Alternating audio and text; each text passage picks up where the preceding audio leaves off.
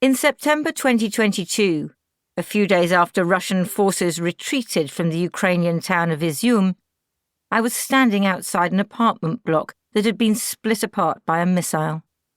54 residents had been killed in the Russian attack, which had taken place 6 months earlier. Purple and yellow wildflowers were growing in the rubble that filled the chasm between the two parts of the block. It is not the houses, it is the space between the houses, I thought. It is not the streets that exist, it is the streets that no longer exist. The words of James Fenton's 1981 poem, A German Requiem, about selective memory in the Second World War, came to me when I could no longer find my own. Back at my hotel in Kharkiv, I looked it up. It is not your memories which haunt you. It is not what you have written down. It is what you have forgotten, what you must forget, what you must go on forgetting all your life. The idea that the spaces between the houses symbolized gaps in memory, and that forgetting might be essential if people were to live together in peace, encapsulated the future facing the Ukrainians I had met that day. After the attack on the apartment block, the Russians had driven out the Ukrainian army, and Izum endured 6 terrible, violent months of Russian occupation.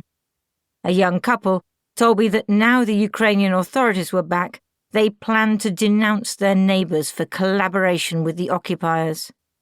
I couldn't know if the neighbours really had collaborated with the Russians, or just done what they deemed necessary to survive. Either way, war had brought bitterness and enmity in its wake.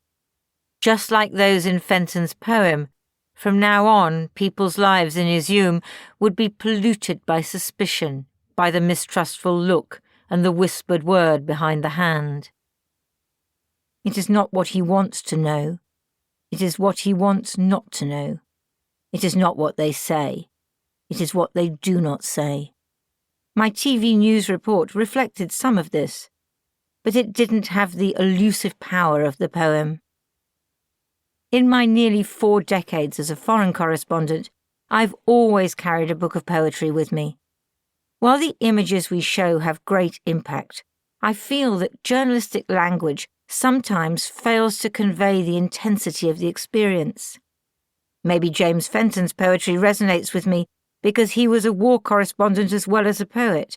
He sees what I see, but has found a more compelling way of expressing it, as if he is working in 3 dimensions while I am stuck in 2.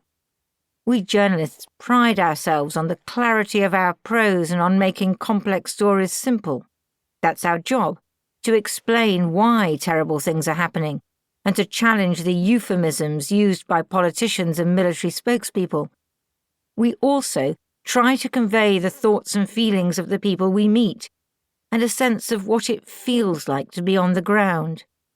Yet we may lose the deeper meaning, the universal import of what we have witnessed, or the contradictory emotions that war engenders. Sometimes, poetry can serve as a vaccination against despair.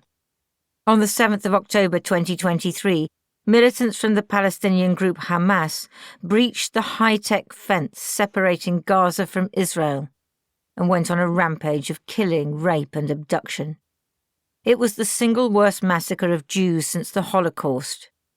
Israel proceeded to bomb Gaza relentlessly, destroying homes, killing tens of thousands of civilians, and depriving all Gazans of food, water and other basic necessities. The Israel Defense Forces invaded in tanks and armoured vehicles, fighting Hamas, which operated out of tunnels.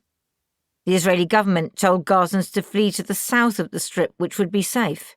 It wasn't. People were killed when bombs hit their tented camps. Many families were forced to flee multiple times. Nowhere was safe. Even the dead couldn't rest in peace, as Israeli tanks ploughed up graveyards. Day after day, Gazan journalists filmed terrible scenes of injured children whimpering in overcrowded hospital corridors, sometimes unaware that their parents had been killed.